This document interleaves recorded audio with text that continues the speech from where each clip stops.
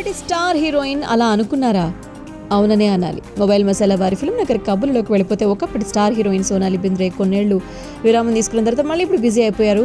The broken news web సిరీస్తో ప్రేక్షకులను అలరించేందుకు రెడీగా ఉన్నారు. జీ5 వేదికగా మే 3 నుంచి అది రిలీజ్ కాబోతుంది. అందరం చూడబోతున్నాం.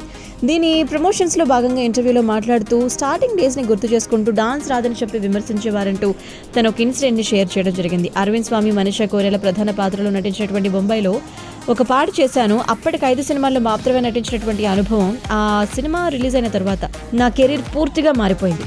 అప్పటి వరకు నాకు డాన్స్ రాదని అందరూ విమర్శించేవారు. ఆ పాట చూశాక అందరి ధోరణి మారిపోయింది. నేను శిక్షణ పొందినటువంటి డాన్సర్ ఏమీ కాదు. అందుకే సినిమాల్లోకి వచ్చిన తర్వాత చాలా మంది కొరియోగ్రాఫర్స్తో తిట్లు తినేదాన్ని.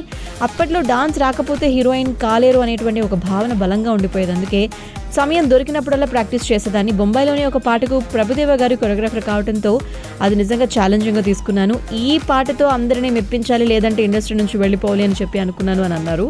సో మణిరత్నం లాంగ్ షాట్లకు ఇంపార్టెన్స్ ఇచ్చేటువంటి ఆయన బొంబాయిలో హమ్మ హమ్మ పాటలో చాలా స్టెప్స్ సింగిల్ టేక్లో నేను చేయటం ఓకే చేయడం, అది చూసినటువంటి కొరియోగ్రాఫర్ సుందరం మాస్టర్ గారు మూమెంట్స్ బాగా చేశాను అని చెప్పి 100 రూపీస్ బహుమతిగా ఇచ్చారంట. సో అంత గొప్ప వ్యక్తి నన్ను ప్రశంసించినందుకు చాలా సంతోషించాను. నాకు ఇంకా మరెవ్వరి సర్టిఫికేట్ అవసరం లేదు అనిపించింది. ఇండస్ట్రీలో నేను కొనసాగొచ్చు అనేటువంటి ధైర్యం కూడా నాకు వచ్చింది అని చెప్పి ఆ పాటతో జ్ఞాపకాల్ని అందరితో పంచుకున్నారు సోనాలి.